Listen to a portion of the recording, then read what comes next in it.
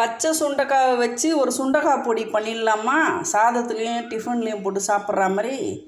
வாங்க எப்படி செய்யலான்னு சொல்லி பார்ப்போம். வீடியோக்குள்ளே போவோம்.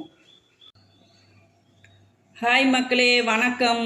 இன்றைக்கி நம்ம தோட்டத்தில் சுண்டைக்காய் நிறையவே வந்திருக்கு பாருங்கள். கிட்டத்தட்ட பார்த்திங்கன்னா ஒரு 1/4 கிலோவுக்கு மேலே இருக்கும். ஆனால் க்ளீன் பண்ணோம்னா நம்மளுக்கு 150 கிராம் தீரும். இப்போ இதை வச்சு என்ன செய்யலான்னு சொல்லி பார்ப்போம். அதுக்கு முன்னே இதில் என்னென்ன சத்துக்கள் இருக்குதுன்னு சொல்லிட்டு நம்ம கொஞ்சம் தெரிஞ்சுக்கலாம். இது நான் எப்படி வளர்த்தேன்னா வளர்த்ததை பற்றி நான் சொல்கிறேன். சுண்டைக்காய் செடி இருக்குது இல்லைங்களா, இதில் நம்ம கொஞ்சம் முத்த விட்டோம்னா கருப்பு கலரில் விதை மாதிரி ஆகிடும். அந்த விதையை எடுத்து நம்ம உதுத்துட்டு மண்ணில் தூவி விட்டோம்னா நிறையவே சுண்டைக்காய் செடி வரும். ஒரு சுண்டைக்காய் விதையில் குறைஞ்சது ஒரு 100 கன்று வளர்க்கலாங்க. அந்த அளவுக்கு நம்ம நல்லா முத்த விட்டு கருப்பாக இருக்கிற விதை பார்த்தீங்கன்னா எங்கன்னா பார்த்தீங்கன்னா அதை எடுத்துகிட்டு யாருக்குன்னா கொடுக்கவும் செய்யலாம், இல்லை நீங்கள் வளர்க்கவும் செய்யலாம். நான் அப்படி வளர்த்த செடி தாங்க இது. அதில் நான் ரொட்டீனாக எனக்கு மாதத்தில் 2 முறை 3 முறை நான் இந்த மாதிரி எடுத்து குழம்பு கூட்டு ஊறுகானு ஏதாச்சும் ஒன்று செஞ்சுக்கிட்டே இருப்பேன். நான் இன்றைக்கி டிஃப்ரெண்ட்டாக உங்களுக்கு ஒன்று செய்து காட்டணும்னு சொல்லிட்டு எனக்கு ஆசை. அடுத்து இதில் என்னென்ன சத்துக்கள் இருக்குதுன்னு சொல்லி நம்ம பார்ப்போம். மாவுச்சத்து, புரதச்சத்து, நார்ச்சத்து, கொழுப்புச்சத்து, இரும்புச்சத்து, கால்சியம், பாஸ்பரஸ், பொட்டாசியம், சோடியம், துத்தநாகம், மாங்கனீஸு, இவ்வளவும் சத்துக்கள் இருக்குங்க. அடுத்து வைட்டமின் ஏவும் சியும் ரொம்ப அதிகமாகவே இருக்குது. இவ்வளோ சத்து இருந்துச்சுன்னா இதை நம்ம விடலாமா? கண்டிப்பாக இதை வேஸ்ட்டு பண்ணாமல் உங்கள் வீட்டில் செடி வளர்ந்துச்சுன்னா கண்டிப்பாக விதவிதமாக செய்யுங்க. நான் ஒரு டிஷ்ஷாக உங்களுக்கு போட்டு காட்டுறேன். நான் வாங்க எப்படி செய்யலாம், என்னெல்லாம் தேவைன்னு. நான் இன்றைக்கி இட்லிலையும் சாப்பாட்லேயும் தொட்டு சாப்பிட்ற மாதிரி ஒரு ட்ரையான பொடி செய்து காட்டுறேங்க. ஹெல்த்தியான முறையில் எப்படி செய்யலான்னு சொல்லிட்டு உங்களுக்கு நான் செய்து காட்டுறேன். முதல்ல இந்த சுண்டைக்காவை நல்லா க்ளீன் பண்ணிக்கலாம். அடுத்து தேவையான பொருள் பார்த்துப்போம். நான் ஒரு 100 கிராம் பாசிப்பருப்பு எடுத்துருக்கேங்க. இந்த மாதிரி 100 கிராம் பாசிப்பருப்பு. ஏன்னா அது ஒரு 150 கிராம் நம்மளுக்கு சுண்டைக்காய் கிடைக்கும். இப்போ அதுக்கு நம்ம 100 கிராம் பாசிப்பருப்பு போட்டால் தான் கரெக்டாக இருக்கும். ஒரு 50 கிராம் உளுந்து, உருட்டு உளுந்து எடுத்திருக்கேன். நல்லா பெரிய பூண்டு 2 முழு பூண்டு நான் உதுத்து வச்சுருக்கேங்க. தோலோடு தான் உருத்தி வச்சுருக்கேன். ஒரு 13 மிளகாய் எடுத்து வச்சுருக்கேன். இது வீட்டில் தயாரித்த மிளகா, அதனால் அந்த காரம் அந்தளவுக்கு இருக்காது. வீட்டிலே நான் செய்தது இது. நான் ஒரு 13 மிளகா எடுத்துருக்கேன். ரொம்ப காரமான மிளகா இருந்தால் நீங்கள் ஒரு 12 மிளகா 10 மிளகா எடுத்துக்கோங்க. ஒரு கொத்த அளவுக்கு கருவேப்பிலை, ஃப்ரெஷ்ஷான கருவேப்பிலை எடுத்து வச்சுருக்கேன். தேவையான அளவு நீங்கள் போட்டுக்கோங்க. கருவேப்பிலை ரொம்பவே இரும்பு சத்து அதிகமாக இருக்குது. எவ்வளோ பயன்படுத்தினாலும் நல்லது தான். அடுத்து 1 டீஸ்பூன் அளவு குருமிளகு. அடுத்து நம்மளுக்கு தேவையான அளவு பெருங்காயம் போட்டுக்கலாம். பெருங்காயம் பவுட்ரு இருக்குது. முதல்ல ஒரு கடாயை வச்சு அதில் இந்த தோலோட பூண்டை லேசாக வறுத்துக்கலாம். அப்போ தான் நம்மளுக்கு உரிக்கிறதுக்கு ரொம்பவே ஈஸியாக இருக்கும். ஒரு 2 நிமிஷம் வறுத்துட்டு நான் உரிச்சிட்டு உங்களுக்கு காட்டுறேன். நான் நல்லா க்ளீன் பண்ணி தண்ணியில் போட்டு கழுவிட்டேங்க. நல்லா ஒரு 2 முறை கழுவிட்டேன். நீங்கள் வெளியே எங்கன்னா வாங்கிட்டு வந்தீங்கன்னா உப்பு போட்டு கொஞ்சம் கழுவுங்க. நான் வீட்டிலே வளர்ந்ததுனால நான் சுத்தமாக தான் இருக்குது. நல்லா கழுவியாச்சு. இப்போ இது எப்படி ஈஸியான முறையில் தட்டலான்னு சொல்லி பார்ப்போம். ஒரு கிண்ணத்தில் தண்ணி வச்சுக்கோங்க. இது அப்படி இருக்கட்டும். இந்த மாதிரி ஏதாச்சும் டம்ளரோ கிளாஸோ ஏதோ ஒன்று எடுத்துக்கோங்க. வீட்டில் இஞ்சி பூண்டு நசுக்கிறதுக்குன்னு சொல்லிட்டு நம்ம கல் வச்சுருப்போம். ஏதாச்சும் ஒரு கல், இரும்பு இல்லை இந்த இஞ்சி பூண்டு கல் அது மாதிரி இருந்துச்சுன்னா கொஞ்சமாக அதை அலசி ஒரு கைப்பிடி அளவு இப்படி போட்டுக்குங்க. அந்த கல்லை நல்லா தொடச்சிக்கிட்டு இப்படி ரொம்ப கூழாக தட்டாதீங்க. அதே மாதிரி செய்கிறதுக்கு 2 நிமிஷத்துக்கு முன்னே தான் நம்ம தட்டணும். நான் இப்போ உடனே இதை தட்டிட்டு செய்ய ஆரம்பிச்சிருவேன். ரொம்ப நேரம் தட்டிலாம் வச்சிடாதீங்க. பாருங்கள், லேசாக ஒரு தட்டினோடனே நம்மளுக்கு இடிச்சிருச்சு. இப்போ இதை இடித்ததை நம்ம இந்த தண்ணியில் போட்டுக்கலாம். இதே மாதிரி நான் எல்லாத்தையும் தட்டிட்டு உங்களுக்கு நான் காட்டுறேன். நான் எல்லாத்தையும் தட்டிட்டேங்க. தட்டிட்டு தண்ணியில் போட்டாச்சு. உண்மையாலுமே இந்த மாதிரி தட்டும்போது நம்மளுக்கு ரொம்பவே ஈஸியாக இருக்கும். வெளியெல்லாம் சிந்தவே சிந்தாதுங்க. அழகாக நம்மளுக்கு ஈஸியாக ரொம்ப வசதியாக இருக்கும். சில வீட்டில் கல் இருக்கும், இருக்காது. அதனால் நம்மளுக்கு இந்த மாதிரி பண்ணும்போது ரொம்ப யூஸ்ஃபுல்லாக இருக்கும். இப்போ லேசாக வந்து இதை அலசிடலாம். அலசிட்டு பிழிஞ்சு எடுத்துக்கலாம். அடுத்து நல்லா பூண்டு வறுத்துட்டு அப்படியே அந்த கடாயில் சூடு கடாயிலே விட்டேங்க. பாருங்கள் எப்படி உருக்கி வரப்போகுதுன்னு பாருங்கள். ஈஸியாக இருக்குங்க ரொம்பவே. பாருங்கள், நம்ம டக்குன்னு உரிச்சிடலாம். அழகாக உரிச்சிடலாம். இந்த மாதிரி எமர்ஜென்சிக்கு நம்ம வந்து உரிக்கிறதா இருந்தால் இந்த மாடலில் உரிச்சோம்னா டக்குன்னு உரிச்சிடலாம். பாருங்கள், இப்படி நொறுக்கினோடனே நம்மளுக்கு வந்து கழண்டு வந்துடும் ஈஸியாக.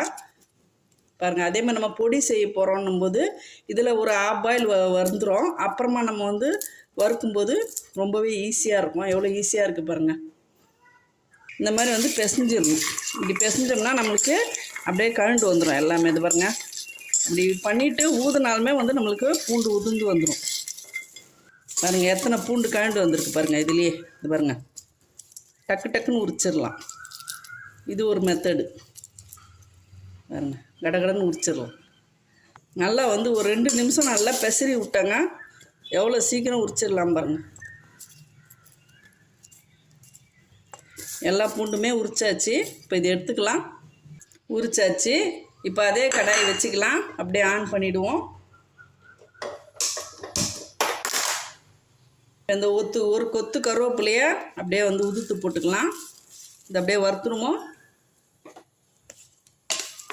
நல்லா மொறுன்னு வறுப்பட்டோம்.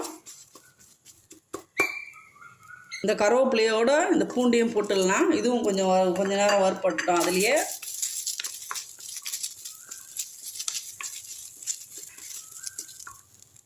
கருவேப்பிலை வந்து ஒரு பாதி பங்கு வறுப்பட்டுடுச்சு.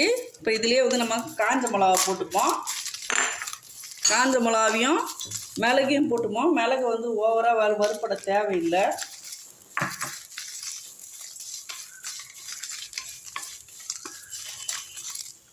இதிலே வந்து ஒரு டீஸ்பூன் அளவு சீரகம் போடுங்க. நான் வந்து அதை வந்து காட்டலை வீடியோவில். அதுவும் லைட்டாக வந்து வறுப்படணும். அதனால் வந்து லேட்டாக போட்டுங்க, லாஸ்ட்டாக போடுங்க. அதை முதல்ல போட்டுறாதீங்க. இன்னும் ஒரு நிமிஷத்தில் வறுப்பட்டுரும்.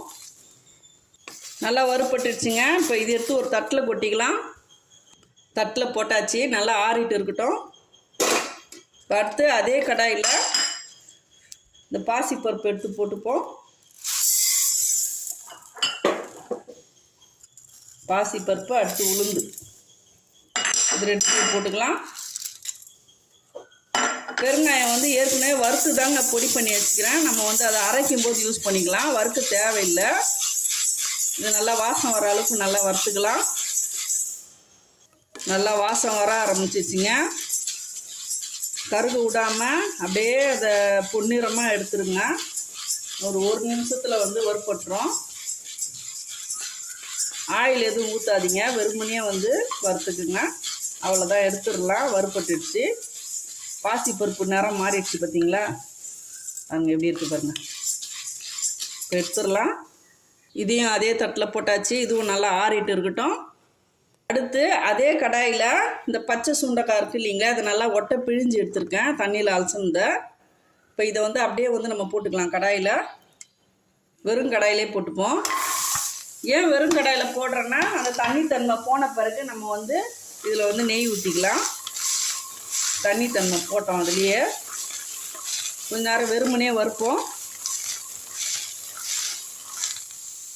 நம்ம முதல்ல நெய் ஊற்றிட்டு அதில் போட்டோம்னா நம்மளுக்கு அந்த தண்ணி தன்மை இருக்கும். அதனால் நம்ம இந்த மாதிரி அலசின தண்ணி வந்து அதில் ஒட்டின்னு இருக்கிற அந்த ஈரம்லாம் போன பிறகு நம்ம ஊற்றும்போது நம்மளுக்கு நல்லா முருவலாக வந்து வறுப்படுங்க. அவ்வளோதான், ஓரளவுக்கு தண்ணி தன்மை போயிடுச்சு. இப்போ நம்ம வந்து 1 டீஸ்பூன் அளவு நெய் ஊற்றிக்கலாம். நெய் ஊற்றலைன்னா நீங்கள் ஆயில் கூட ஊற்றலாங்க. நெய் ஊற்றுறோம்னா நல்லா வாசனையாக இருக்கும். அவ்வளோதான். இப்போ வந்து நல்லா வந்து எவ்வளோ முருவலாக வதக்கணுமோ வதக்கிடலாம். தீயை வந்து கொஞ்சம் குறைச்சியே வச்சுக்கோங்க. ஆயில் ஊற்றினோன்னா விதைலாம் வெளியே இருந்து பார்த்தீங்களா, நெய் ஊற்றினோன்னா நல்லா வதங்கின பிறகு சூப்பராக இருக்கும். வாசனையே ரொம்பவே சூப்பராக இருக்கும். அந்த கசப்பு தன்மைலாம் போயிடும். நம்மளுக்கு இட்லி பொடிக்கு ரொம்பவே சூப்பராக இருக்கும். அப்படியே விடாமல், கை விடாமல் நீங்கள் வந்து இப்படி வதக்கிட்டே இருக்கணும். இல்லைன்னா வந்து கடாய் வந்து நிறம் மாறி டேஸ்ட்டு மாறிடும். அதனால் நம்ம வந்து அப்படி வதக்கிக்கிட்டே இருக்கணும். நல்லா வதங்கின பிறகு நான் காட்டுறேன். கொஞ்சம் கொஞ்சமாக அப்படியே வந்து மொறுமொறுப்பாக மாறிட்டு வருது பாருங்கள். கொஞ்சம் நேரம் ஆகுங்க வறுபடுறதுக்கு. அந்த சாஃப்ட்னஸ் இல்லாமல் இப்போ வெந்துருச்சு. இனிமேல் வந்து அரைக்கிறதுக்கு ஏற்ற மாதிரி மொறுமொறுன்னு ஆகணும். அவ்வளோதாங்க, நல்லா வறுபட்டுடுச்சு. இப்போ இதில் லைட்டாக ஒரு ஈரத்தன்மை இருக்கும் இல்லைங்களா, அதை போக்கடிக்கிறதுக்கு ஒன்று என்ன பண்ணணுன்னா, நம்ம வந்து ஒரு 2 டீஸ்பூன் அளவு பொட்டுக்கடலையை இதிலே போட்டுடணும். இதிலே போட்டு அப்போ நம்ம வந்து வறுப்படும்போது இந்த பொட்டுக்கடலை வந்து அந்த ஈரத்தை வந்து உறிஞ்சிக்கும். அவ்வளோதான். இப்போ கேஸ் ஆஃப் பண்ணிடலாம். அப்படியே கொஞ்சம் நேரம் ஆறட்டும். இது வறுபட்டுடுச்சுன்னு எப்படி பார்க்கணுன்னா பார்த்தீங்கன்னா, இந்த பாருங்கள், இதில் வெள்ளையாக இருக்குது பார்த்தீங்களா, இந்த மாதிரி வெள்ளையாக இருந்துச்சுன்னா வந்து வறுபட்டுடுச்சுன்னு அர்த்தம். இப்போ இது ஆறின பிறகு கொஞ்சம் மொறுமொறுப்பாக ஆகிடும். பச்சையிலேருந்து அப்படியே வந்து வெள்ளை கலர், நம்ம பட்டாணி வறுத்தோம்னா எப்படி கலர் மாறுமோ அந்த மாதிரி மாறிடும். மொறுமொறுன்னு ஆகிடும் ஆறின பிறகு. இப்போ இதை ஒரு தட்டில் போட்டு இதையும் ஆற வச்சிடலாம். பாருங்கள், போடும்போதே உங்களுக்கு சவுண்டு கேட்கும் பாருங்கள், பட்டாணியை ஊற மாதிரி சவுண்டு கேட்குது பாருங்கள். இது வறுக்கிறது மட்டும்தாங்க வேலை, மற்றதெல்லாம் ரொம்ப ஈஸியாக இருக்கும். இப்போ இதை வந்து ஃபேனில் வச்சு நல்லா ஆற வச்சுக்குங்க. இதில் வந்து ஒரு 2 டீஸ்பூன் அளவு கல் உப்பு இதிலே போட்டுக்குங்க. ஒரு அரை டீஸ்பூன் பெருங்காயம் இதிலே போட்டுக்கலாம். கட்டி பெருங்காயம் இருந்துச்சுன்னா நீங்கள் இந்த பருப்பு வறுக்கும்போதே அதையும் சேர்த்து வறுத்துருங்க. நல்லா ஆறிடுச்சுங்க. இப்போ ஒரு மிக்சி ஜாரில் போட்டுக்கலாம். ஜாரில் வந்து ஃபஸ்ட்டு வந்து நான் சுண்டைக்காவை போட்டேன். இதுலேயே வந்து ஒரு கைப்பிடி அளவு இந்த கொஞ்சோண்டு இந்த பருப்பு இதையும் சேர்த்து போடுவோம். எல்லாத்தையும் வந்து அரைச்சிட்டு வந்துடலாம். அதை துருவியாச்சுங்க. மேலே மீதி இருக்கிறதையும் போட்டாச்சு. அவ்வளோதாங்க, நல்லா அரைச்சாச்சு. பாருங்கள், இந்த மாதிரி வந்து குறப்பாக அரைச்சிக்குங்க. நான் வந்து ஒரே ஷிஃப்டாக போட்டால் ரொம்ப கஷ்டமாக போச்சு, 2 பாதியாக போட்டிருக்கணும்.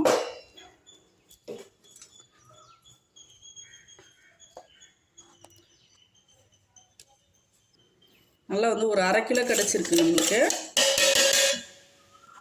அவ்வளோதாங்க, எல்லாத்தையுமே நான் அரைச்சிட்டேன். நல்லா பச்சை சுண்டைக்காய் பொடி ரெடி ஆயிடுச்சு. பாருங்கள், நான் இந்த மாதிரி வந்து அரைச்சிருக்கேன்.